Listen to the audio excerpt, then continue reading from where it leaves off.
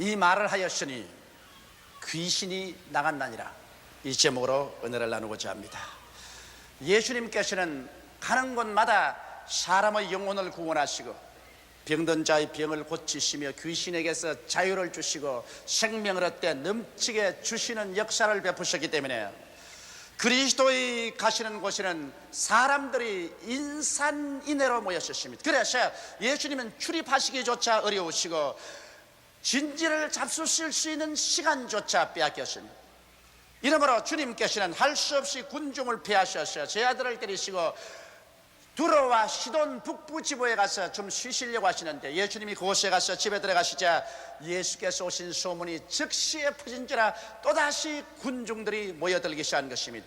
그런데 그 가운데 비참한 상황에는 한 여인이 있었습니다. 그 여인은 헬라인으로서 소로보니게 조거의 한 여인이었는데 그 딸이 무섭게 귀신이 들려서 인사불성이었습니다. 자기 머리카락을 잡아 당기고 고함고함을 칩니다. 옷을 찢어버리고 이부자리도 찢어버립니다. 부모 형제도 알아보지 못합니다. 이 어린 소녀 때문에 온 집안은 마치 무덤같이 되었습니다. 그들은 모든 약을 다 먹여보았습니다. 여러 가지 의원들에게 다가가서 보았지만 낫지를 않습니다. 그래서 칠흑같이 어두움이 그 가정을 둘러싸고 말한 것입니다. 그런데 예수님이 오셨다는 소식을 듣자마자 이 부인은 결심을 했었습니다. 기어코 예수님께 나아가서 내 딸의 고침을 받겠다는 것입니다. 이래서 예수 계신 곳에 와서 부르짖었습니다. 다윗의 자손 예수여, 우리를 불쌍히 여기게 하소서. 내 딸이 흉악하게 귀신 들렸나이다. 아무리 외쳐도 예수님이 대답을 하지 않습니다. 이 여인은 낙심하지 않고 곧장 가서 예수님의 제 아들을 잡고 설득을 시켰습니다. 제 아들이 와서 예수께 말했습니다. 주여, 이 여인이 몹시 고함을 치니 고쳐서 보내드리지요. 그때 예수께서 하신 말씀이 나는 이스라엘의 잃어버린 양 이외에는 보냄을 받지 않았다고 말하셨습니다. 그것은 아직 때가 오지 않았었습니다. 예수님은 십자가 이후로 이방인에게 자비를 베풀기 시작한 것입니다. 십자가 이전에는 유대인을 위해서 오신 때인 것입니다. 그런데 예수님의 제자들의 간청도 안 들어주는 것을 알자 이 여자는 직접 예수님 앞에 와서 무릎을 꿇고서 주님께 간청했습니다. 주님이여, 내 딸이 흉하게 귀신 들려서니 내 딸을 고쳐주소서. 예수께서 준엄하게 바라보시고 난 다음 말씀하셨습니다. 자녀에게 먼저 배불리 먹게 할지니 자녀의 떡을 취해서 개에게 주는 것은 마땅치 아니하나니라. 얼마나 모욕적인 말입니까? 그럼에도 불구하고 그 여인은 말하기를 옳소이다. 그러나 개들도 상 아래 떨어지는 부스러기는 주워 먹습니다. 예수님이 그 말씀을 듣고 얼마나 감탄했는지, 여자여, 내 믿음이 크도다. 내가 이 말을 하였으니 귀신이 내 딸에게서 나갔나니라. 그래서 집에 들어가 보니 과연 귀신이 떠나가고 그 딸은 생글생글 웃으면서 여전히 이전에 아름다운 딸로 변화되어 있었습니다. 온 가정의 눈물은 기쁨으로, 절망은 소망으로, 칠흑 같은 어두움은 광명천지로 변화되고 마는 것입니다. 이것이 바로 우리 주 예수께서 하시는 일인 것입니다. 도적이 오는 것은 도적질하고 죽이고 멸망시키는 것뿐이지만 예수님이 오신 것은 양으로 생명을 얻게 하되 더 풍성히 얻게 하는 것이 예수님의 역사인 것입니다. 우리는 이 스토리를 통해서 중대한 교훈 몇 가지를 배울 수가 있는 것입니다. 첫째로 귀신의 일에 대해서 우리는 깊이 관심을 기울여야 되는 것입니다. 20세기 말했잖아. 오늘날 이렇게 과학이 발달됐는데 무슨 귀신이 있다고 귀신 같은 소리를 하냐고 말할지 모르겠지만, 그러나 실상은 여러분 부정할 수 없는 것입니다. 여기에 소로보니게 여인의 딸 속에 들어간 귀신은 오늘날도 수많은 사람들의 개인과 가정과 생활을 파괴하고 있는 것입니다. 여러분, 주님께서 상함도 없고 해함도 없으며 먹을 것과 모든 것이 있는 에덴의 낙원을 지으시고 아담과 하와를 주시는데 누가 아담과 하와를 파멸시켰습니까? 그 배후에 와서 아담과 하와를 유혹하고 악한 영향을 미친 자가 누굽니까? 바로 마귀였습니다.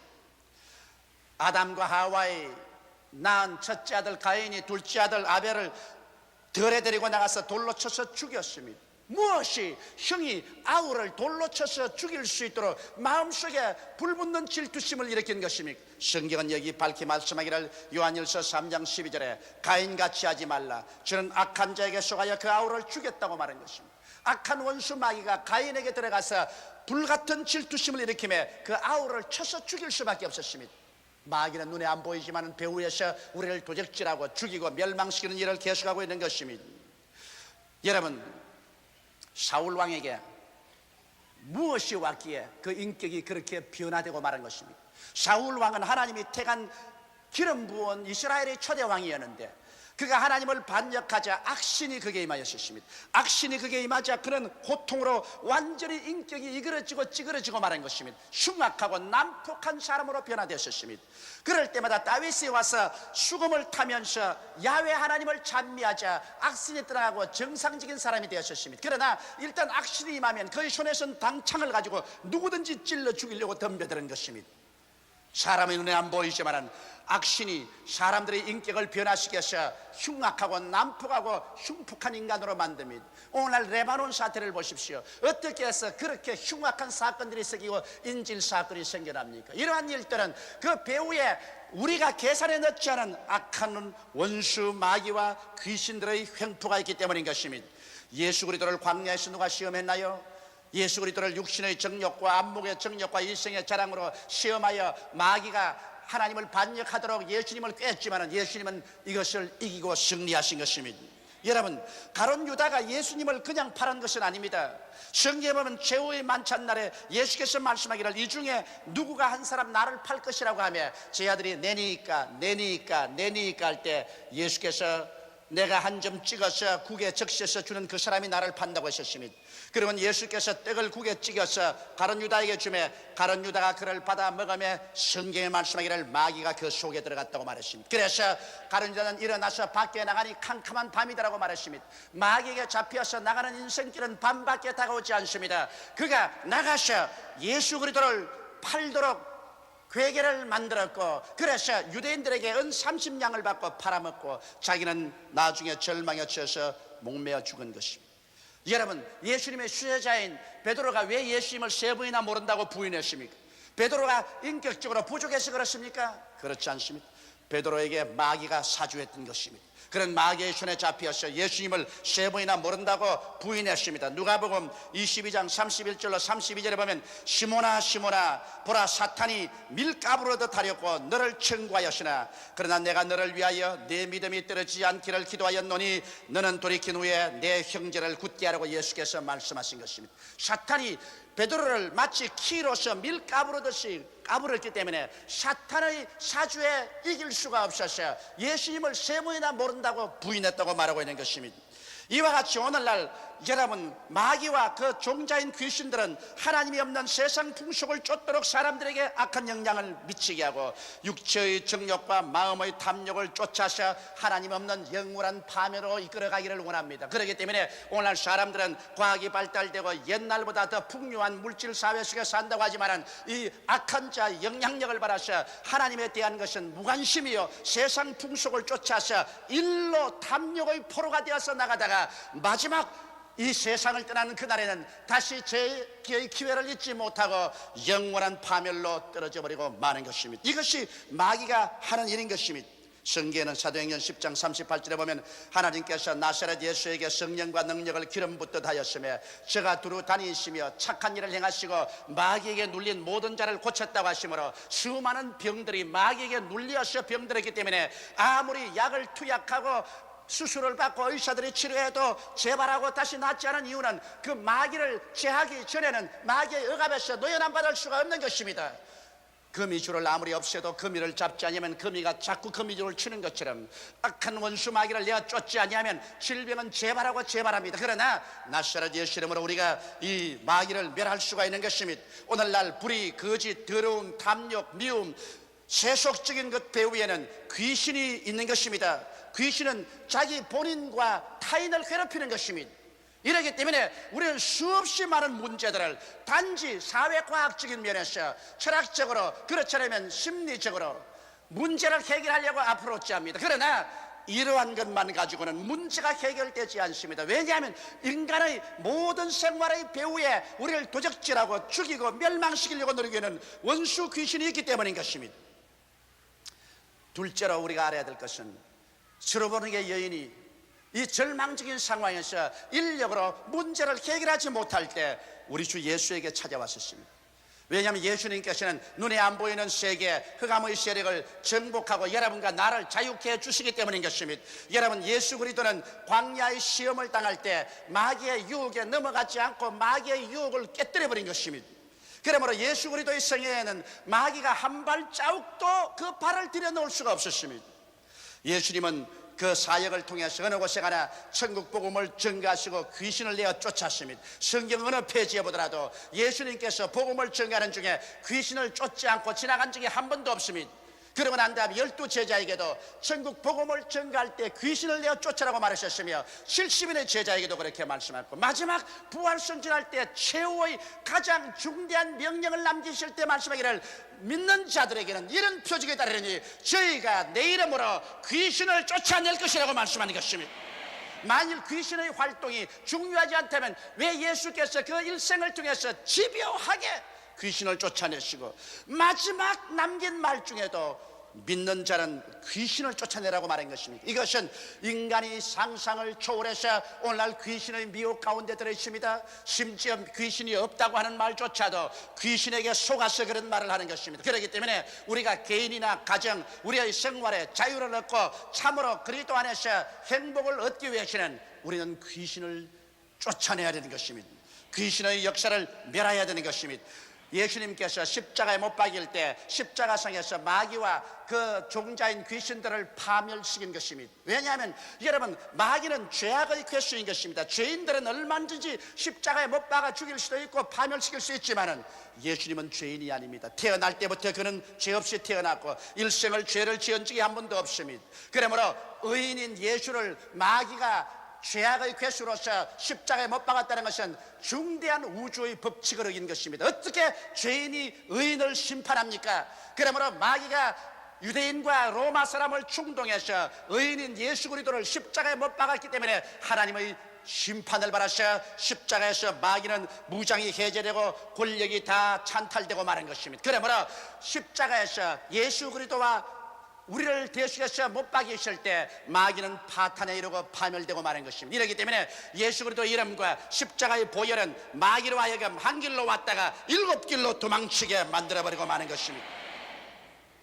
이러므로 우리는 강하고 담대하게 우리의 생활 속에서 우리를 영적으로, 심리적으로, 육체적으로 우리의 환경에서 도적질하고 죽이고 멸망시키는 마귀의 일을 나사렛 예수 이름으로 단호하게 대적해서 내어 쫓는 여러분 되시기를 주의 이름으로 축원합니다. 왜냐하면 우리는 부활하신 예수를 우리 속에 모시고 있기 때문인 것입니다. 예수 그리스도는 어제나 오늘이나 영원토록 동일하십니다. 이 예수가 여러분 속에 지금 와 계십니다. 여러분 속에 계시니까 저 바깥에는 마귀보다 강합니다. 예수 이름으로 여러분이 단호하게 대결하면 마귀는 물러가고 마는 것입니다. 셋째로 우리가 여기서 배워야 될 것은 스르밧의 여인의 기도의 진지함과 신앙 고백인 것입니다. 스르밧의 여인은 쉽게 낙심하는 타입이 아니었습니다. 그는 처음 예수께 와서 기도해도 대답을 받지 못했습니다. 예수님은 이방인을 위해서 오지 않았다고 말씀하셨습니다. 제자들을 설득시켜도 응답을 받지 못했습니다. 그래도 낙심하지 않았습니다. 나중에는 예수께 나와서 엎드려 기도하는데 가장 모욕적인 말을 들었습니다. 자녀에게 줄 떡을 취하여 개에게는 주지 아니한다. 여러분, 보통 사람 같으면 뭐라 했습니까? 응답을 안 주려면 안 주시지. 그래, 개라고요? 해도 너무합니다. 해도 너무해요. 어느 정도 응답 안 해주겠다고 말했으면 좋지만은 개라고요? 정말 너무합니다. 주여, 너무해요. 안 해도 좋아요, 안 줘도 좋아요. 그러고 나갈 만한데 이 스르밧의 여인은 예수님의 이 가혹한 대답에도 그는 그 대답을 긍정적으로 바라는것이었습니다. 그는 말하기를 옳소이다마는 주여 개들도 상아리에서 떨어진 부스러기를 먹나이다. 아마 도시에서 자란 사람들은 이 의미가 무엇인지 모를 것입니다. 저는 경상남도 울주군 삼남면 교동리 31번지에서 태어났습니다. 심신 산중에서 태어났었습니다.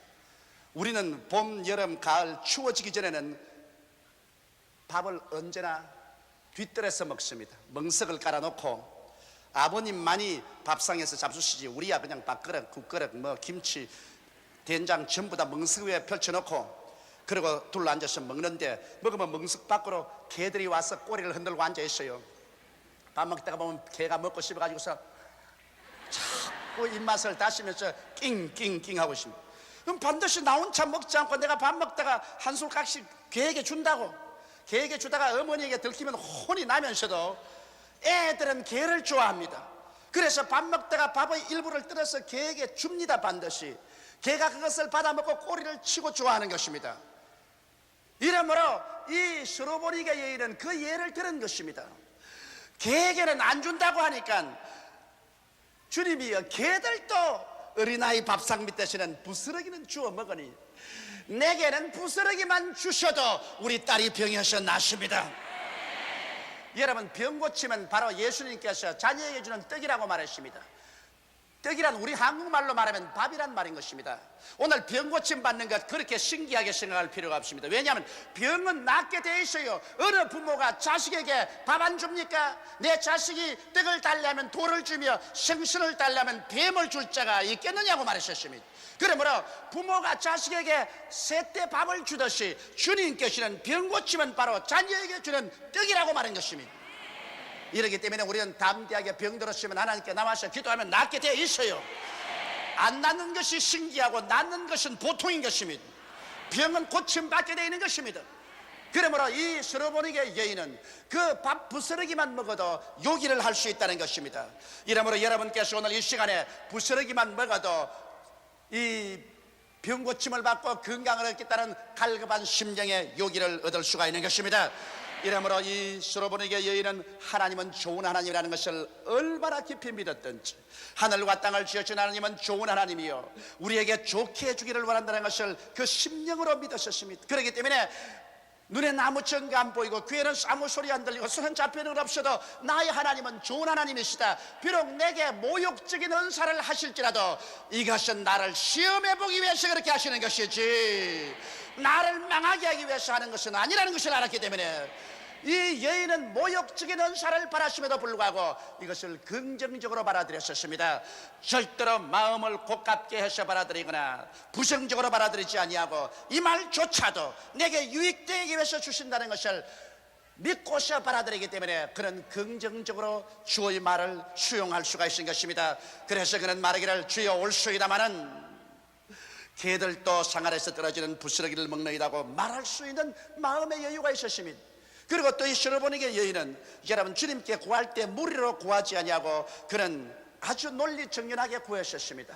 변호사가 의뢰인을 위해서 법정에 나가서 재판관 앞에 논리정연하게 변호해 주듯이 스로보니게 여인은 주님 앞에 무조건 병 고쳐달라는 것이 아니라 개에게는 안 준다고 말하니까 개들도 밥상 아래서 떨어지는 부스러기를 먹는다는 논리정연한 말을 함으로 말미암아 예수님께서 후퇴할래야 할 수 없이 예수 그리스도를 코나에 몰아세운 것입니다. 우리 하나님은 여러분과 내가 논리정연한 기도를 통해서 코나에 몰아세우기를 원하고 있는 것입니다. 성경은 뭐라고 말합니까? 너희는 와서 나와 서로 이론하자. 너희 죄가 주홍같일지라도 흰눈같이 진홍같이 붉을지라도 양털같이 희게 되리라고 말씀하신 것입니다. 이러므로 하나님은 여러분과 내가 이론하기를 원하고 여러분이 논리정연하게 여러분의 요구를 하나님 앞에 세우기를 원하는 것입니다. 그러므로 무조건하게 아주 자기 멋대로 부르짖지 말고 여기 율법전서인 하나님 말씀을 가지고서 약속을 가지고 나가십시오.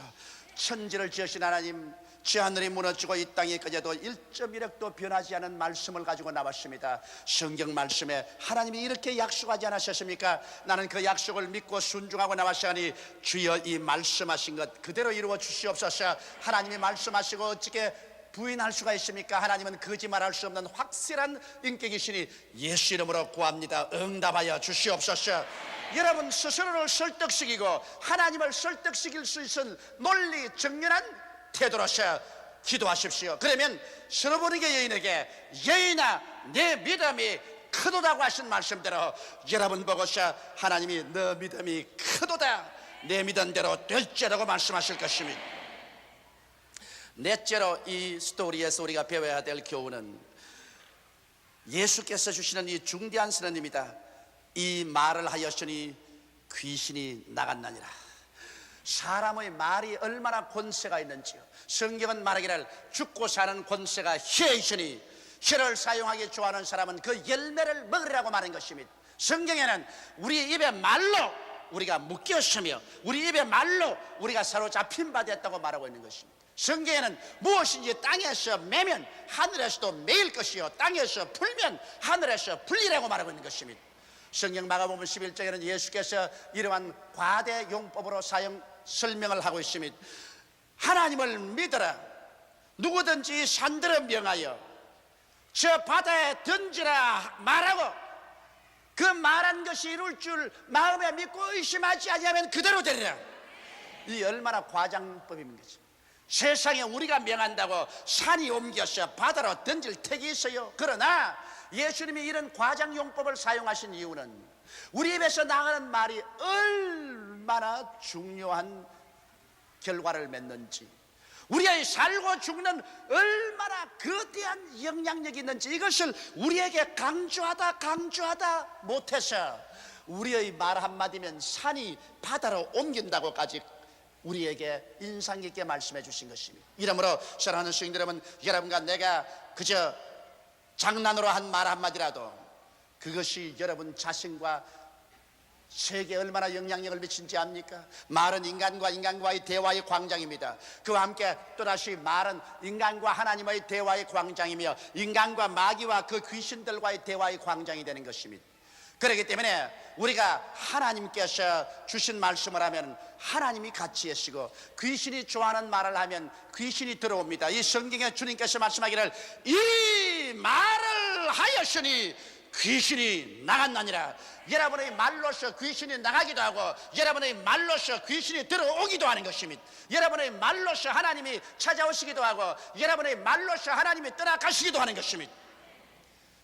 죽고 사는 권세가 혀에 있다는 것을 알아야 되는 것입니다. 그렇기 때문에 우리가 늘 시기하고 분노하고 질투하고 남 험담하고 헐뜯는 말만 하면은 귀신이 그 말을 통해서 들어옵니다. 오늘날 우리 한국 사람의 중대한 문제는 세 사람만 모여도 가장 앉아서 떠나갈 때까지 시아버니 흉, 시어머니 흉, 남편 흉, 아내 흉, 뭐 시집 식구, 친정 식구 흉, 늘 흉보다가 볼을 따봅니다. 그러므로 뭐라고 하냐니까 네가 이 말을 하였으므로 마귀가 들어왔나니라. 일어나서 나갈 때는 모두 얼굴이 시커매서 나가는 겁니다. 오늘 우리 한국에 보십시오. 라디오나 텔레비나 신문이나 어디 봐도 늘 스캔들 이야기만 하고 좋은 일을 이야기하지 않고 늘 헐뜯습니다.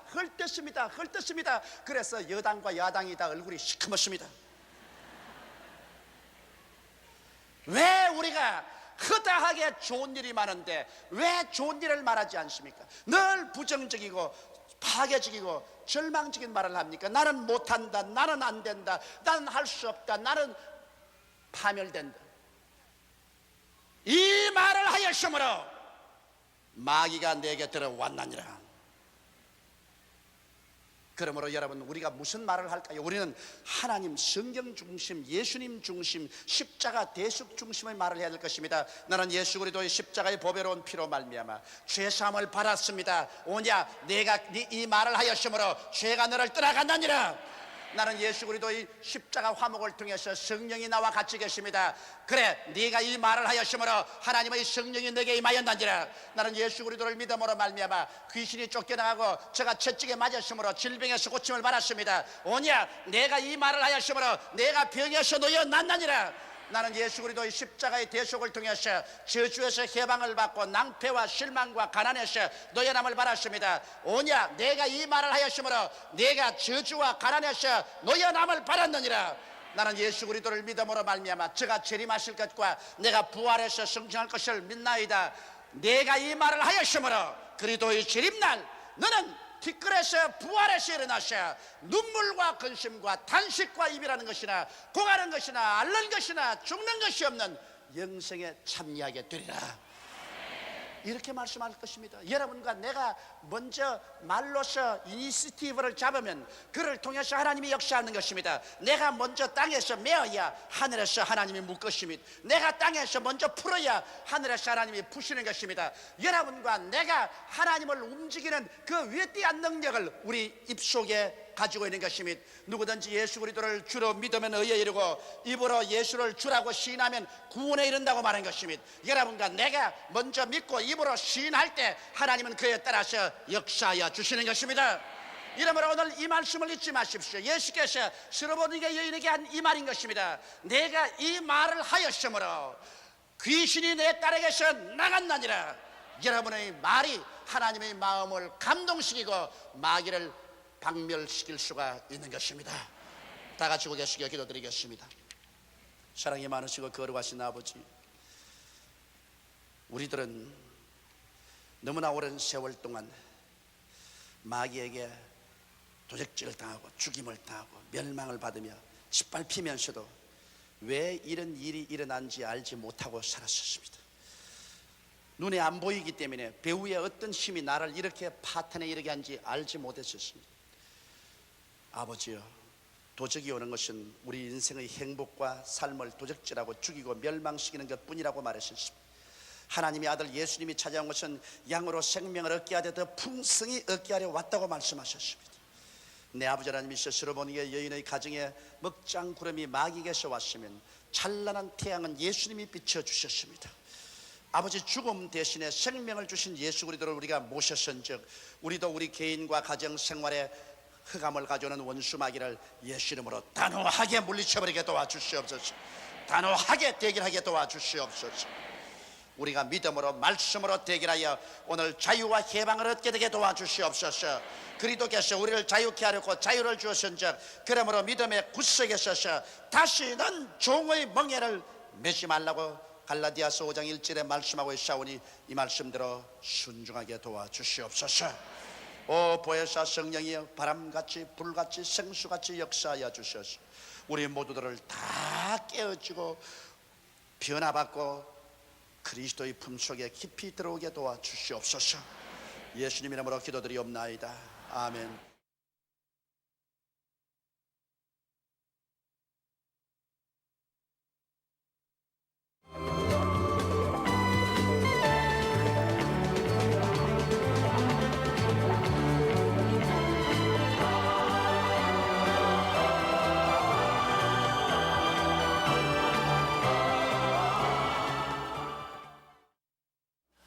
(5월은) 가정의 달입니다.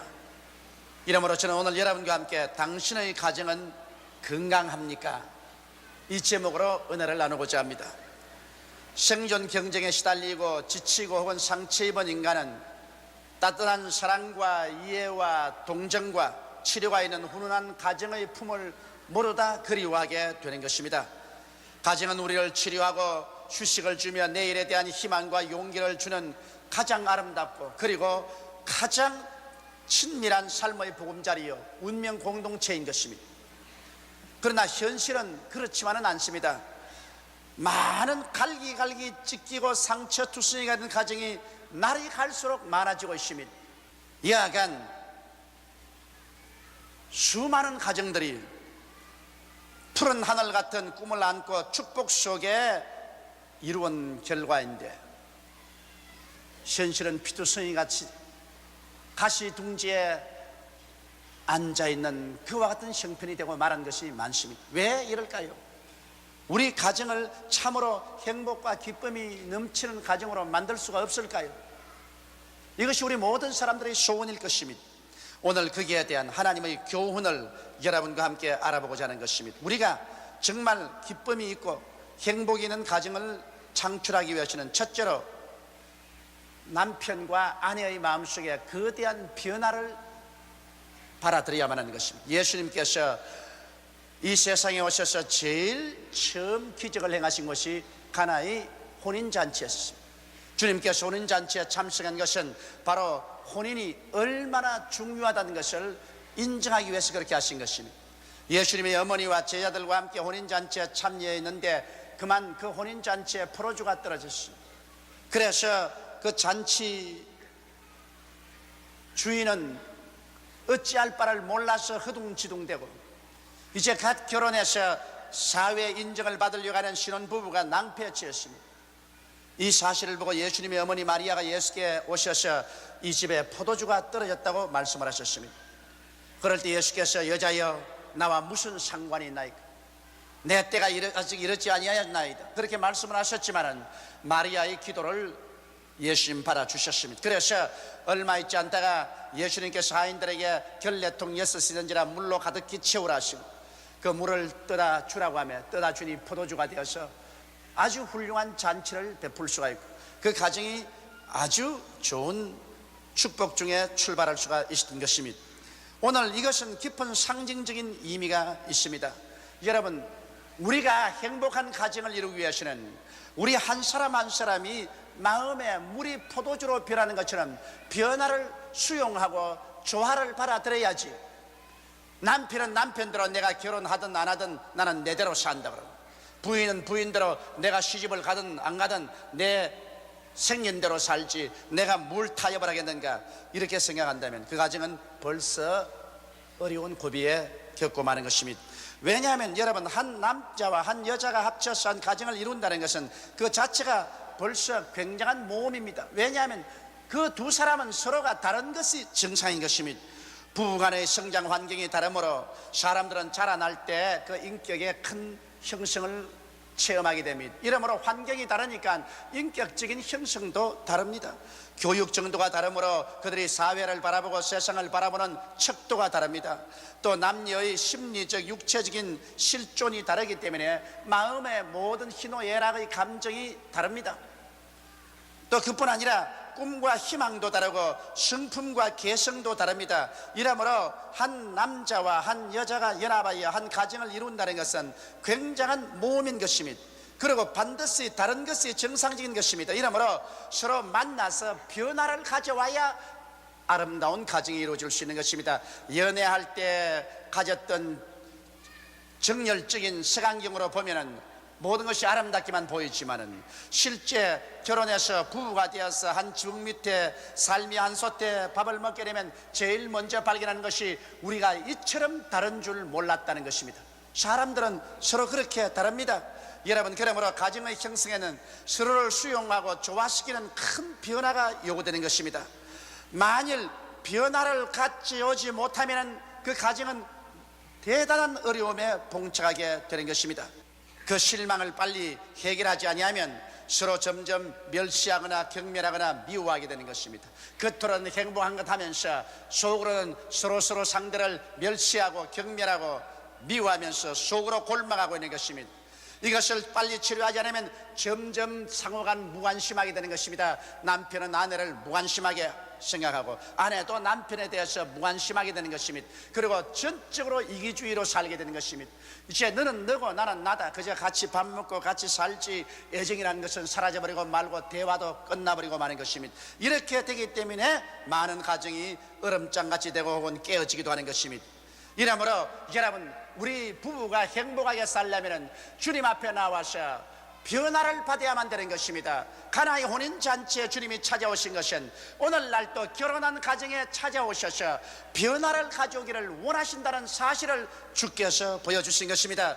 이러므로 가나의 혼인잔치에 주님께서 결례통 6에 물을 채우라는 것처럼 여러분과 나의 마음속에 하나님의 말씀으로 채워야 됩니다. 부부간에 하나님 앞에 모여서 성경을 펼쳐놓고 같이 성경을 읽으면서 마음속에 하나님 말씀으로 채우고 함께 하나님께 간절히 기도하며 서로 대화를 통해서 이해하려고 애를 쓰고 좋아하려고 애를 쓰면서 이해가 되지 않은 점, 조화가 되지 않은 점은 서로 변화를 바라서 이해되고 조화될 수 있도록 하나님 앞에 변화시켜 주기를 간절히 기도할 때 오늘날 또 물을 포도주로 변화시킨 그 예수님이 여러분과 나의 영혼 속에 들어와서 인격적인 변화를 시켜 주시는 것입니다. 물같이 맛이 없는 것이 포도주같이 맛있게 변하는 것처럼 인간으로 생각할 때 도저히 조화가 되지 않고 행복하게 살 수 없다고 생각하는 부부간이라도 주님께 나와서 변화를 간절히 구하면 주의 성령의 능력이 임하여서 여러분에게 포도주같이 달고 취하고 맛있는 그러한 가정으로 변화를 시켜 주시는 것입니다. 그러면 우리가 어떠한 변화를 가져와야 될까요? 둘째로 내가 여러분께 말하고 싶은 것은 가정과 부부의 관계에서 먼저 아내가 어떻게 변화되어야 되겠는가, 이 문제에 관해서 우리 성경을 쫓아 알아봐야 되겠습니다. 아내의 남편에 대한 이해에 보면 성경은 이렇게 말하고 있습니다. 남편은 아내의 머리됨이 그리스도가 교회의 머리됨과 같다, 그렇게 말하는 것입니다. 그러므로 한 가정을 이루면 좌우간 결혼하기 전에는 어떠했든 간에 결혼을 하게 되면 벌써 아내는 남편을 자기의 머리로 삼고 살아야 되는 것입니다. 이러므로 한 가정을 이루면 아내가 어떻게 변화되어야 되겠는가, 이 사실을 아내는 깊이 성경을 통해서 생각해 봐야 하는 것입니다. 성경은 말하기를 교회가 그리스도에게 하듯 아내들도 남편에게 복종하라고 말했었으므로, 교회가 그리스도에게 어떻게 복종한 것을 알고 아내들도 남편에게 어떠한 태도를 가지도록 변화가 되었는가, 그것을 깨달아야 할 것입니다. 이 말씀을 들으면서 어떠한 자매님들은 대단히 귀에 거슬리고 안이 꽂게 생각할지 모르겠지만은, 그러나 그렇게 하나님이 정해놓은 것이기 때문에 눈물과 가시밭길의 가정을 걸어가기 말고 포도주같이 달콤하고 취하는 아름다운 가정을 만들려고 한다면 이 말씀에 귀를 기울여야 되는 것입니다. 교회는 예수 그리스도를 끊임없이 예배드립니다. 그와 같이 여러분, 아내는 남편을 존경해야만 하는 것입니다. 그 마음속에 깊이 존경하지 않으면 절대로 행복한 가정은 이루어지지 않습니다. 너나 나나 동등이다, 내가 무엇 때문에 너를 존경하겠는가, 이러한 태도를 가지면 그 가정은 출발부터 벌써 난파에 부딪히게 되는 것입니다. 성경에는 남편이 아내의 머리됨이 그리스도가 교회의 머리됨 같은데 출발부터 존경심을 가져야죠. 가정이라는 것은 한평생을 살면서 부인은 남편에 대해서 예배하듯 마음속에 존경심을 가져야지, 존경받을 만한 사람이 되어야 존경하지. 성경에는 그렇게 말하고 있지 않습니다. 존경할 사람이 되었든 안 되었든 존경하라는 것입니다. 이것은 아내가 남편에게 대한 근원적인 태도입니다. 이런 태도적인 변화가 와야 돼요.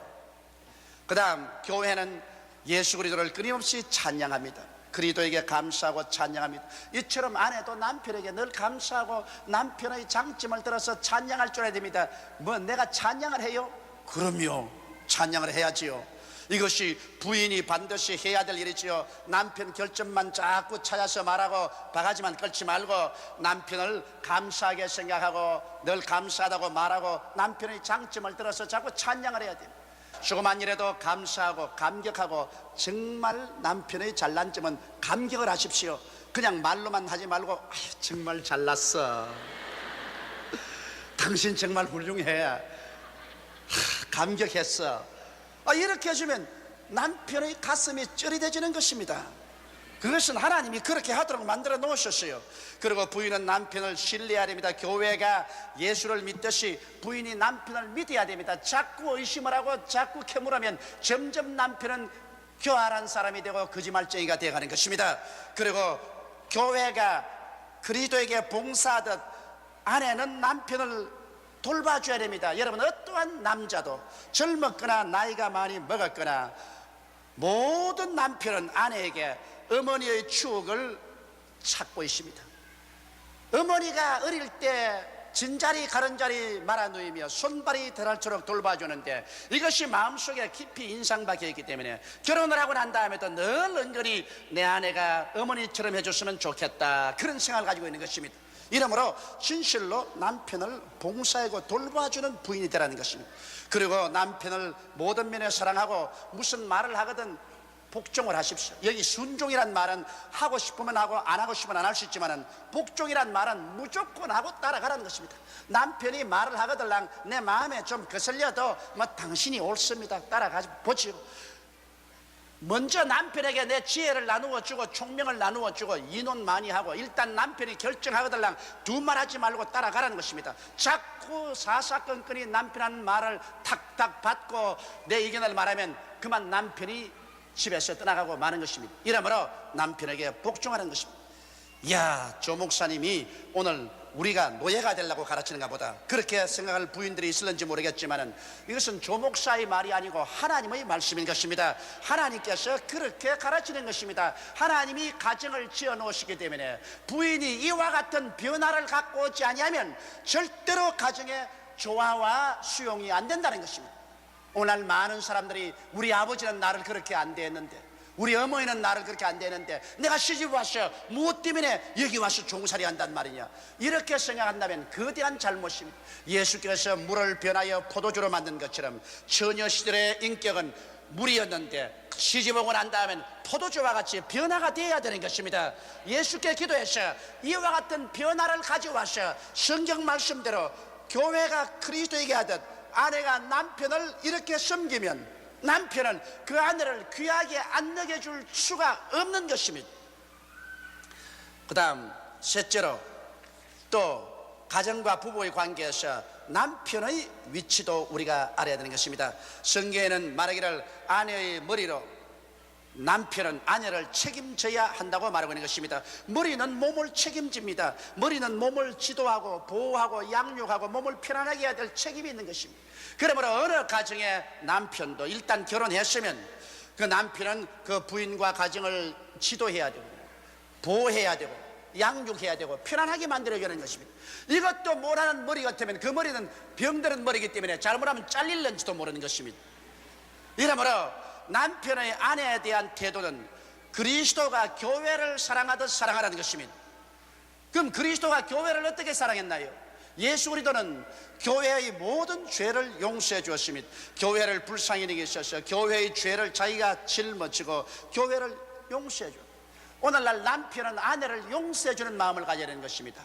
자기의 고향집을 떠나서 친정을 떠나서 남편 하나 믿고 시집 왔으니 모든 것이 어색하고 낫습니다. 그런 가정에 들어왔거들랑 남편은 부인의 모든 결점을 다 덮어주고 용서해주고 불쌍히 여겨야 하는 것입니다.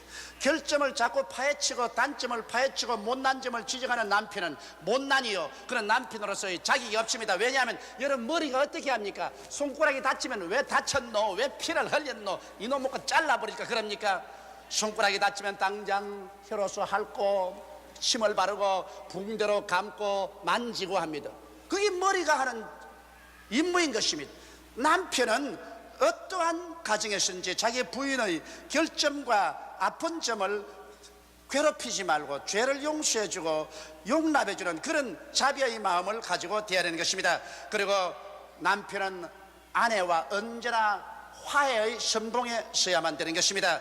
여러분, 한 여인이 결혼할 때 남편만 보고 결혼하는 거 아닙니다. 우리 한국적인 상황에서는 결혼이라는 것은 시아버지, 시어머니 그리고 남편의 가족들과 함께 결혼하는 것입니다. 이러므로 남의 식구가 들어오면 반드시 환영을 받는 것은 아닙니다. 이러므로 어찌하든지 남편이 앞을 서고 뒤를 서서 그 부인과 가족과 화목을 시켜줘야 하는 것입니다.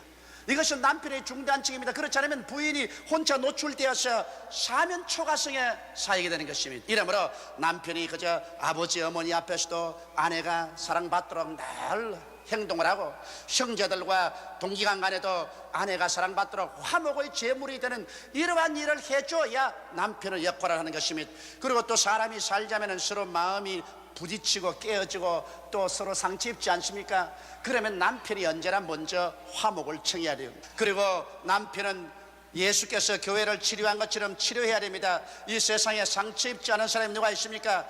여자는 남자보다 약한 그릇이기 때문에 상처를 입습니다. 그러므로 위로해주고 상처 있을 때 고쳐주고 문제를 가졌을 때 같이 짊어지고 그 문제를 해결해 주어야 되는 것입니다. 이것이 남편이 한 역할인 것입니다. 여자는 연약한 가운데서 자기 마음이 상처 있고 고통을 당할 때 이것을 남편에게 말해도 남편이 못 들은 채하고 오히려 남편이 꾸중을 하고 짓밟아버리면 그때로부터 마음속이 적개심이 생기고 골마지기 시작하는 것입니다. 이러므로 어떠한 일이 있든지 모두 다 남편에게 상이야기하고 그리고 치료시키려고 애를 쓰고 같이 짐을 지려고 애를 쓰면 굉장한 감격을 느끼고 더 헌신적인 사랑을 할 수 있게 되는 것입니다. 그리고 또 남편은 아내에게 축복이 되어야 돼요. 예수님이 교회를 위해서 저주를 짊어지고 아브라함의 축복을 준 것처럼 아내가 축복을 받도록 해야 되는 것입니다. 그러므로 결혼하고 들어오고 난 다음 남편이 있는 힘을 다해서 자기 힘이 미치는 한도 내에서 아내의 소원을 이루어 줘야 되는 것입니다. 아내가 무엇을 소원한지 너는 우리 집에 왔으니까 이제는 끝장이다 그렇게 하면 안 돼요. 대개 남자들이 거짓말을 많이 했기 때문에 평생을 여자들이 마음속에 원한의 칼을 품고 살게 만듭니다. 그건 왜냐하면 결혼하기 전에 너 우리 집에 결혼하면 교회도 내 같이 따라가주마, 너 결혼하면 학교 공부시켜주고 말고 공부시켜주지, 그 결혼하고 나면 너 원하는 거 해주지 해놓고 난 다음 딱 결혼하고 집에 들어오면 여보 나 그러면 이제는 우리 집에 시집 온 거야. 옛날에 연애했다는 말은 다 없어. 공부는 무슨 공부? 잔소리 말고 일이나 해. 그때부터 마음속에 원한의 칼을 품습니다. 사람을 내가 이렇게 대접하겠냐? 원한의 칼을 품어요. 그래서 그 결과로 한평생을 살면서 사이가 좋지 않게 되는 것입니다. 여자들은 여러분, 원한을 품고 있으면 원수 갚을 날이 옵니다. 나이가 50이 되고 60이 되면 여자는 강해지고 남자는 약해집니다. 세월이 흘러가면 점점 원수 갚을 날이 와가지고서 나중에 백발이 되면 그때는 박살 나는 거예요. 남자가 별 도리 없이 박살 나요. 그냥 그때가 되면은 부인이 아들네 집에 가서 다 주워서 갖다 먹여주고 돌봐주지 아니하면 남자는 혼자 늙으면 늙을수록 천해지고 부인은 늙으면 늙을수록 귀해집니다. 젊을 때 잘해놓아야 늙을 때 부인이 앞을 막고 뒤를 막습니다. 나는 이런 이야기를 들었어요. 어떤 노인 70이 된 한 부부인데 아버지가 저녁에 늦게 오면 며느리가 나와서 아버님 식사하셨어요? 아, 나 생각 없다. 예, 알았습니다. 문 탁 닫는데요. 그러나 자기 부인이 같이 있으면 부인이 자기 며느리 보고, 야, 무슨 소리야? 그런 소리가 있노?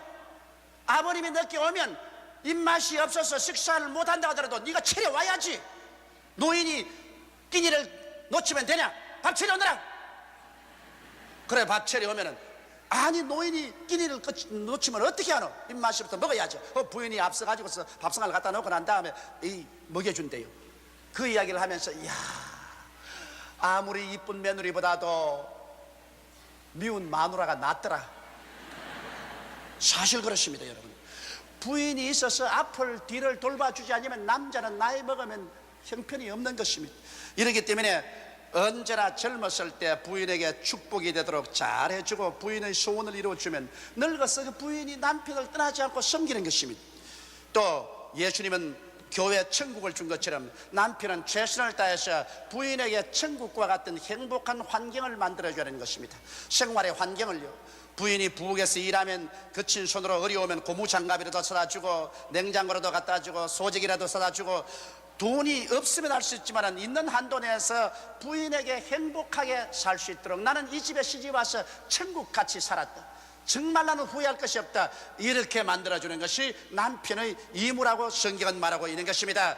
부인이 한평생을 살고 남은 것은 티나 주름 잡힌 것밖에 없고 괴제한 몰골로 남게 되면 이것은 남편의 수치입니다. 남편은 그 부인이 시집 와서 마지막 이 세상에서 헤어질 때까지 티나 주름 잡힌 것이 없이 영광스러운 아내로 마음도 활짝 피고 생활도 활짝 피어서 일어나는 그와 같은 아내를 만들어 주어야만 되는 것입니다. 이것이 남편의 본부인 것입니다. 남편이 자기 아내에게 할 일은 하나도 안 하면서 아내에게 일방적으로 요구만 한다면 이것보다 더 이기주의고 비겁한 일은 없는 것입니다. 그렇기 때문에 많은 가정이 깨어지는 것입니다. 오늘날 가정이라는 것은 예수님께서 가나의 혼인잔치에 물을 변하여 포도주로 만든 것처럼 남편도 변화를 받기를 원하고 아내도 변화받을 각오를 했어요.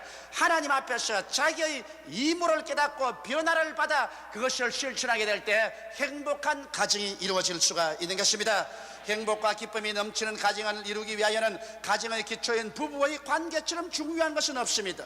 부부의 관계는 다른 어떤 인간관계보다도 더욱 섬세하고 예민한 것입니다. 다른 어떤 인간관계보다 더 서로 이해하려고 애를 쓰고 동정하며 용서하고 사랑하기 위하여 줄기차게 노력하고 나갈 때 하나님께서 같이 하셔서 변화의 역사를 주심으로 포도주같이 취하고 로맨틱하고 맛있고 기쁘고 즐거운 삶을 살 수 있게 되는 것입니다. 나는 어저께 뉴욕에서 한 통의 편지를 받았었습니다. 우리 한국 사회에서는 아주 잘 사는 한 부부인데 제가 전도해서 예수를 믿게 됐습니다. 그 부인이 늘 남편에 대해서 그렇게 100% 만족한 생각은 갖고 있지 않았었습니다. 그런데 예수를 믿고 난 다음에 주님을 영접하고 물이 변하여 포도주가 되었지 그 생애가 변화되었습니다. 남편도 변화되어 버렸습니다. 아내도 변화되어 버렸습니다. 이젠 다 상호간 50이 넘은 노부부의 지경이 이르렀지만 내게 이런 편지 있습니다. 목사님, 나는 목사님에게 전도를 받고 예수를 믿고 우리 남편도 구원을 받고 저희 구원을 받고 매일 저녁 목사님의 테이프를 듣고서 우리는 잠을 잡니다. 이제 우리는 서로 변화되고 난 다음 부부간에 나이 50이 넘었는데도 이렇게도 로맨틱할 수가 없습니다. 나는 우리 남편을 쳐다보면 이상하게 마음이 설레고 마음이 흥분이 되고 꼭 젊은 소녀와 같이 로맨틱한 심정이 생깁니다. 왜 이럴까요? 그래서 내가 그 편지를 당장 그 자리에서 답장을 해주십니다. 정말 당신의 편지를 받고 마음이 무척 기뻤습니다. 젊은이들만 로맨틱하게 살라는 법은 없어요. 백발이 되어도 부부간에 서로 쳐다보고 로맨틱하고 살아야지요. 서로 흥분하고 서로 마음이 이상하게 취하고 야릇한 사랑의 감정이 있어야 한평생을 즐겁게 살 수 있지 않겠습니까? 정말 잘했습니다. 계속해서 예수를 믿고 기도하고 성령이 변화시켜서 백발이 되어도 부부간에 로맨틱한 마음을 가지고 사시기를 바랍니다. 당신이야말로 하나님께 축복받은 사람입니다. 이런 편지의 답장을 해주었습니다. 여러분, 이제 뭐 나이 먹은 사람이 젊은이도 아닌데 로맨틱이고 뭐고 그런 게 있을 게 뭐야? 그것은 잘못된 소리인 것입니다. 사람은 몸은 늙어도 마음은 늙지를 않습니다. 이제 내 나이 50이 넘어서도 생각해보니 내 나이는 50이라도 내 지금 심정은 아직까지도 17, 18살입니다. 그러니 어찌 주님께서 같이 하셔서 물을 포도주로 변화시키는 역사를 베풀어 준다면 부부간에 항상 포도주 같은 로맨스를 가지고 살 수 있지 않겠습니까? 이러므로 오늘 이 시간에 여러분 모두 다 이 가정의 주간에 주님 앞에 나와서 변화를 받는 여러분 되시기를 주의 이름으로 축원합니다. 다 같이 고개 숙여 기도드리겠습니다.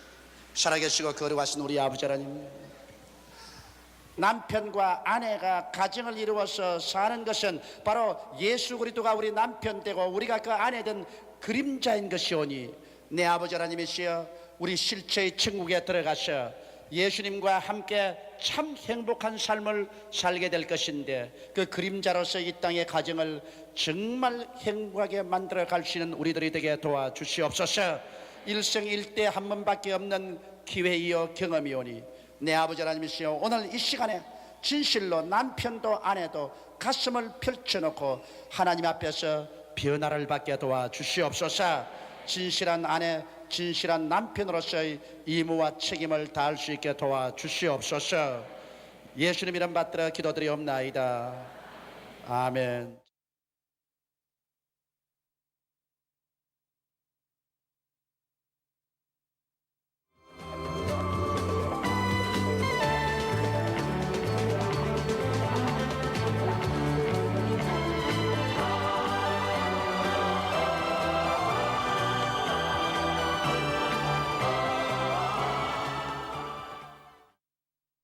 신앙생활과 고난이란 제목으로 여러분과 함께 은혜를 나누고자 합니다. 인간은 항상 크고 작은 고난의 연속 속에 살아가고 있습니다. 그 고난이 마음의 고난일 수도 있고 육체적인 고통일 수도 있습니다. 그 고난이 가벼운 고뇌일 수도 있고 절망적인 심한 타격을 주는 그런 고난일 수도 있습니다.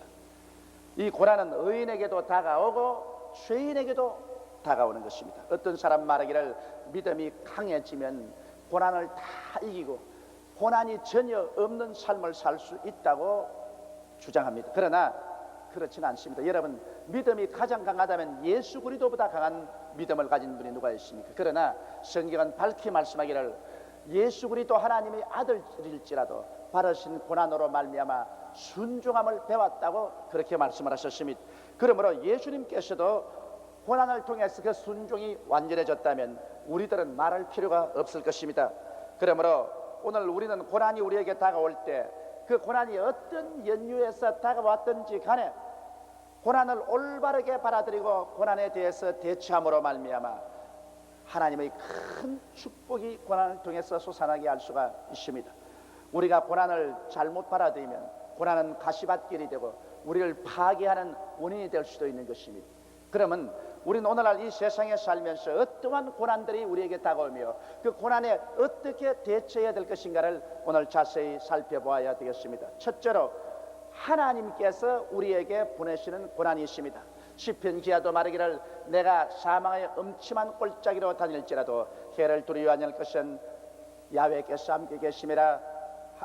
야훼의 지팡이와 막대기가 나를 안위하신다고 말한 것입니다. 여기에서 하나님께서 우리를 사망의 엄침한 골짜기로 통과시킬 때가 많이 있습니다.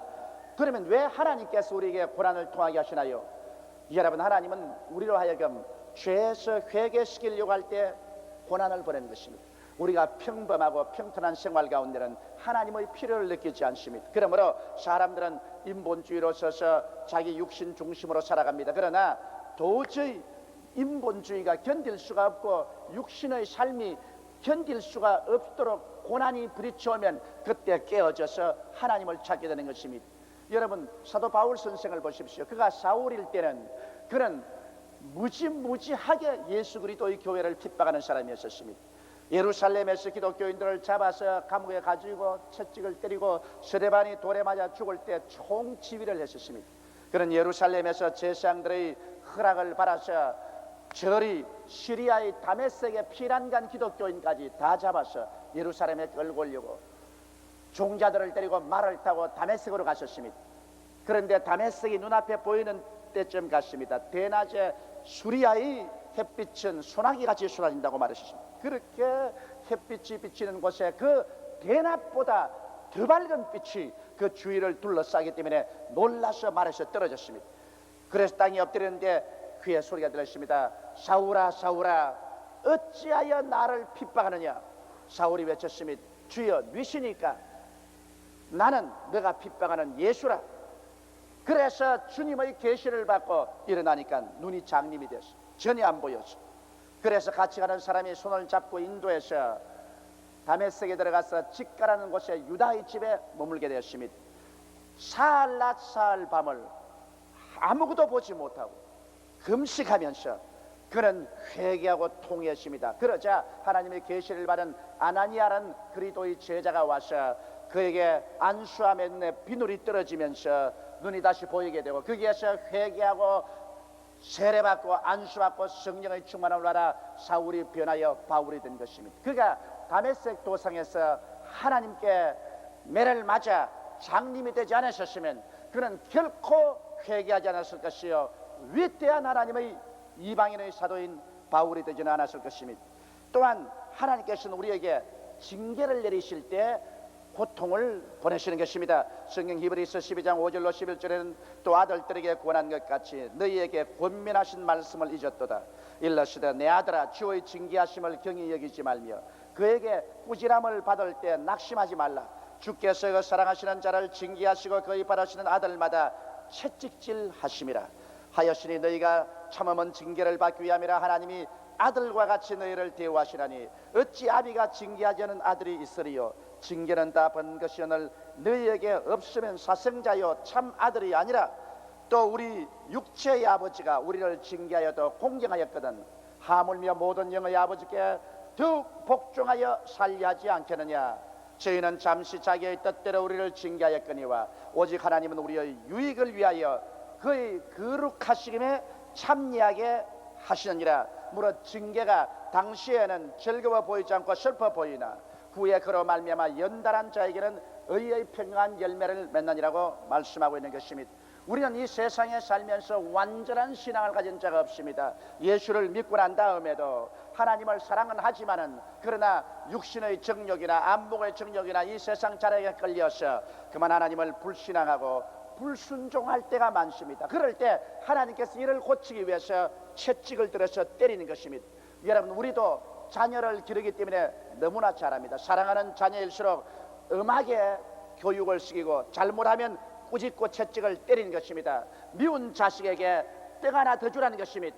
미운 자식일수록 방종시키고 자기의 사랑하는 자식일수록 엄하게 기르라고 말하고 있는 것입니다. 하나님은 여러분과 나를 사랑하는 하나님이시기 때문에 하나님께서 여러분과 나를 방종하게 내버려서 마귀의 자식으로 전락하도록 내버려 놓지는 않습니다. 하나님께서는 우리를 붙들어서 우리가 잘못할 때 징계의 채찍으로 때리는 것입니다.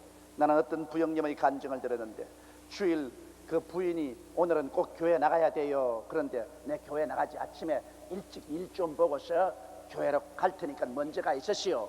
그러고서 차를 타고 나오면서 웃기는 소리 하지 마라. 오늘 나는 골프장에서 골프 예배 본다.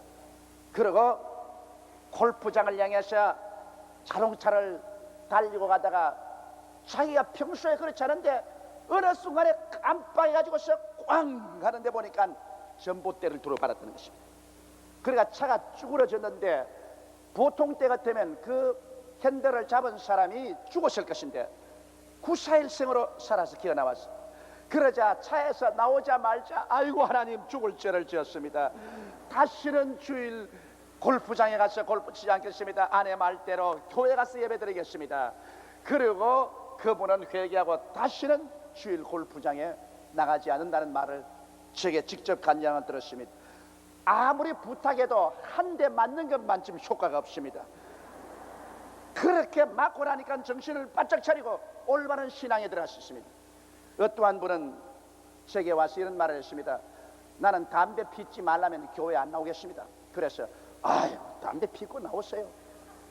그저 열심히 예수도 잘 믿고 담배도 많이 피시고 그러게 교회 나오니까는 아이고 목사님 마음이 넓어서 참 좋다고 이제 안심하고 담배 피우면서 나오겠다 그랬습니다. 그리고 제가 간절히 안수해서 주님이시여 예수를 잘 믿도록 하여 주시옵소서. 그 기도를 받고 난 다음 이제 안심하고 담배 피워야지 하면서 입에다가 담배를 물고 불을 착 켜는데 성냥의 불똥이 눈앞에 탁 튀어들어가 버렸어. 막 뛰고 꿀리고 세수를 하고 그러니까 눈이 안 보여. 눈이 이렇게 충혈이 됐어. 그 병원에 가서 조사를 해보니까 자원에 0,1mm만 더 안으로 불똥이 떨어져도 영원히 장님이 됐다는 것입니다. 그 길로 나와서 이놈의 담배 원수다 그러고 다 꺾어가지고 던져버리고 그리고 담배하고 이별을 해버려요. 하나님께서 여러분 징계를 내리셔야 우리 한 사람 한 사람이 주 앞에 올바르게 서게 되는 것입니다. 그러므로 징계는 정말 하나님께 감사하게 우리가 받아들여야 될 것입니다. 이러므로 우리 예수 믿는 사람들 생애 속에 끊임없이 고통이 다가오는 것은 우리로 하여금 순종을 배울 수 있도록 하기 위해서 그렇게 하는 것입니다. 또한 하나님께서는 믿음을 연단할 때 반드시 고통을 주십니다. 야고보서 1장 2절로 4절에 보면 내 형제들아 너희가 여러 가지 시험을 만나거든 온전히 기쁘게 여기라. 이는 너희 믿음의 시련이 인내를 만들어내는 줄 너희가 알미라. 인내를 온전히 이루라. 이는 너희로 온전하고 구비하여 조금도 부족함이 없게 하리라 하시라고 말하고 있는 것입니다. 그러므로 믿음이라는 것은 시험을 통하지 않고는 완전한 믿음이 되지 않습니다. 그러므로 하나님께 축복받기 위해서 간절히 기도하고 말씀을 믿었는데 축복커녕 오히려 시험이 다가왔다고 하는 사람 많습니다. 그것은 시험을 통해서 우리의 믿음이 참된 것이냐 거짓된 것이냐를 하나님께서 시험해 보시고 난 다음에 은혜를 베푸고 축복을 주시는 것입니다. 이러므로 믿음은 연단을 통해서 시련을 통해서 고난을 통해서야만이 완전한 믿음이 된다는 것을 우리는 알 수 있는 것입니다. 둘째로 이제 우리가 고통당하는 것은 원수 마귀의 공격 때문에 당하는 고통인 것입니다. 구약 성경에 보면은 바벨론의 포로로 잡혀간 사드락과 메삭과 아벳느고가 당한 고통은 하나님이 주신 고통이 아니라 마귀가 준 고통인 것입니다. 그들은 절대로 야훼 하나님을 섬기고 이방신에게 절하지 않았는데 느부갓네살 왕이 금신상을 세워놓고 천하 만민을 불러 모아서 그 금신상에 절하게 했습니다. 그러나 사드락과 메삭과 아벳느고는 그 금신상에 절하지 않으셨습니다. 그 결과로 왕이 진노해서 이 세 사람을 묶어서 7배나 뜨겁게 한 풀무불에 던져버렸습니다. 몸이 타서 가루가 될 줄 알았는데 풀무 속에 들어간 이 사드락과 메삭과 아벳느고는 제 네 번째 사람과 함께 손과 손을 마주 잡고 그들은 덩실덩실 춤을 추고 있었는데 묶은 밧줄은 다 타버리고 말았습니다. 너무 놀란 느부갓네살 왕이 전능한 하나님의 사자 사드락과 메삭과 아벳느고여 그곳에서 나오라고 말했습니다. 그래서 이 세 사람이 나오니까 왕이 보니 머리도 타지 아니하고 옷에 불탄 냄새 주었습니다. 이래서 왕조차 꿰꾸러져서 회개하고 만군의 야훼 하나님을 경외하고 믿게 된 사건이 있습니다. 그때 그들이 당한 공격은 사탄의 공격인 것입니다. 여러분 복음으로 인하여 이 세상에 핍박받는 사람 많습니다.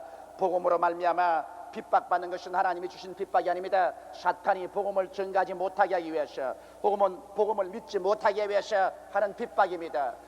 바울 선생께서 아시아에 가서 복음을 전가할 때 얼마나 큰 핍박을 당했던지 살 소망까지 끊어졌다고 말하셨습니다. 그는 성경에 그 사실을 자세히 설명하고 있습니다. 히브리서 11장 35절로 38절에 보더라도 과거에 예수 믿는 사람들이 얼마나 그리스도의 복음 때문에 고난당한 것을 성경에 잘 설명하고 있습니다. 또 어떤 이들은 더 좋은 부활을 얻고자 하여 악행을 받되 구차히 면하지 아니하시며, 또 어떤 이들은 희롱과 채찍질뿐 아니라 결박과 옥에 갇히는 시험도 받았으며, 돌로 치는 것과 톱으로 켜는 것과 시험과 칼에 죽는 것을 당하고, 양과 염소의 가죽을 입고 유리하여 궁핍과 환난과 학대를 받았으니 이런 사람은 세상에 감당치 못하도다. 저희가 광야와 산중과 암열과 토굴에 유리하였나니라고 말한 것입니다. 오늘날 우리는 이와 같이 평안하게 예수 믿게 된 것을 정말 하나님께 감사해야 될 것입니다. 바로 휴전선체 건너편에 우리 동포들, 그들은 우리처럼 평안하게 예배드리지 못합니다. 그들이 예배드리다가 잡히는 날이면 추방당하지 않으면 사형을 당했었습니다. 이와 같이 오늘날 또 지상에서 예수를 믿다가 당하는 무수한 핍박들이 있습니다. 그런데도 불구하고 우리는 이외 자유의 하늘나라에 자유의 땅에서 마음 놓고 주의 이름을 부를 수 있다는 것은 얼마나 큰 축복인지 모릅니다. 오늘날 또 원수 마귀는 도적질하고 죽이고 멸망시키기 위해서 눈을 부릅뜨고 다니면서 할 수만 있으면 택한 자라도 멸하려고 하는 것입니다. 그러므로 원수의 공격으로 말미암아 우리에게 다가오는 수많은 고통이 있습니다. 세 번째 고통은 자원하여 취한 고통이 있습니다. 복음을 위하여 자기 스스로가 자원해서 당하는 고통인 것입니다. 가만히 있어도 될 텐데도 불구하고 자기의 재산을 다 바치고 청춘을 바쳐서 복음을 위해서 나아가 죽을 고생을 하는 이런 고난은 하나님께 크게 영광된 고난인 것입니다. 이런 대속의 고난이요, 이를 통해서 수많은 영혼이 구원을 받기 때문에 하나님은 이런 고난을 통해서 말할 수 없는 영광을 받으시는 것입니다. 사도 바울 선생이 아시아에서 고난당한 장면을 보십시다. 고린도후서 1장 8절로 10절에 보면, 형제들아, 우리가 아시아에서 당한 환난을 너희가 알지 못하기를 원치 아니하노니 힘에 지나도록 심한 고생을 받아 살 소망까지 끊어지고 우리 마음에 사형선고를 받은 줄 알았으니, 이는 우리로 자기를 의뢰하지 말고 오직 죽은 자를 다시 살리시는 하나님만 의뢰하게 하심이라. 그가 이같이 큰 사망에서 우리를 건지셨고 또 건지시리라. 또한 이후에라도 건지시기를 그를 의지하여 바라노라고 말하셨습니다.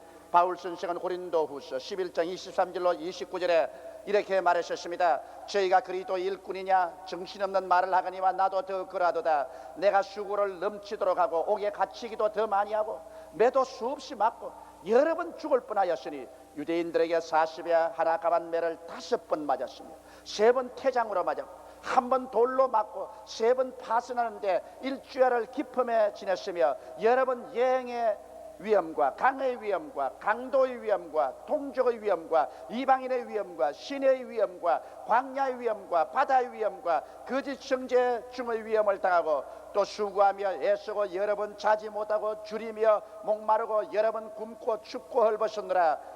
이 외의 일은 고사하고 오히려 날마다 내 속에 눌리는 일이 있으니 곧 모든 교회를 위하여 염려하는 것이라. 누가 약하면 내가 약하지 아니하며 누가 실족하게 되면 내가 애타하지 않냐고 말하셨습니다. 사도 바울 선생 같은 분이 가만히 집에서 사업이나 하고 있었으면 얼마나 잘 살았겠습니까? 그러나 그런 자원에서 그리스도의 복음을 위해서 이 말할 수 없는 고통을 당한 것입니다. 오늘날 우리 선교사들이 한국을 떠나서 외국에 나가 선교하는 것이 그렇게 평안하고 안일한 것은 아닙니다.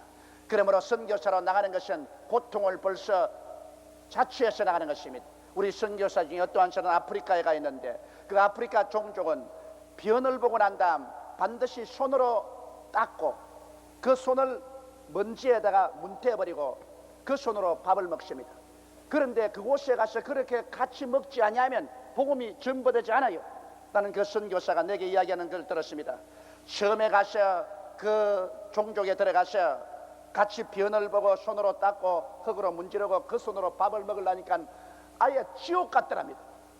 그런데 그것은 자기 부부간에는 이제 복음을 전가하기 위해서 이것은 극복했는데, 데리고 간 어린애들이 아프리카 애들하고 놀면서 변을 보고 손으로 닦고 그 손으로 밥을 그대로 집어먹는 걸 볼 때 눈물이 앞을 가리어서 말로 다 할 수가 없다. 부모는 하나님의 소명을 받아서 이곳에 와서 하는데 제가 무슨 죄로 끌려와가지고서 저렇게 자라야만 하는가, 그 고통으로 말로 다 할 수 없다는 그런 감정을 하는 걸 들었었습니다. 왜 그 사람들이 한국에 있었으면 편안하게 목회하고 대접받을 수 있는데 왜 아프리카에 가서 그런 고생을 합니까? 이것은 그리스도의 십자가의 고난에 동참하기 위해서 하는 것이라 그러한 고난은 하나님께 영광된 고난인 것입니다. 이러므로 여러분 우리가 이곳에 편안히 있어서 우리는 선교사들을 위해서 기도하고 1년에 한 번씩 선교 헌금을 작정하지만은 그러나 실제로 일선에 나가서 복음을 전가하는 사람들은 고향 산천 떠나서 여간 고통스럽고 괴롭지가 않습니다. 이러므로 우리는 선교사들을 위해서 끊임없이 기도하고 고통을 함께 나누는 것을 인색하지 말아야 될 것인 것입니다. 그러면 넷째로 우리가 고난당할 때 어떠한 태도를 취해야 되겠습니까? 우리가 하나님께로부터 오는 고난은 너무 잘 압니다. 죄인이 매를 맞아서 고통당할 때는 신속히 회개하고 예수를 믿고 나오면 그 고난에서 벗어날 수 있는 것이요, 예수 믿는 사람이 고통당할 때는 이것은 징계를 받는 것이니 우리가 불순종과 불신앙을 신속히 회개하고 주님께 돌아오면 그 채찍은 중지하고 마는 것입니다. 또한 우리가 믿음의 연단당할 때는 끝까지 참고 견디면 그 연단에서 나와서 큰 축복을 받게 되는 것이요, 우리가 자원해서 고난을 당할 때는 오히려 하나님께 감사하고 찬명하며 예수 그리스도와 함께 십자가의 고난에 참여할 수 있는 특권 준 것을 하나님께 감사하고 나가야 될 것인 것입니다. 이러한 사람은 내세 하나님의 크나큰 상급이 있을 것입니다.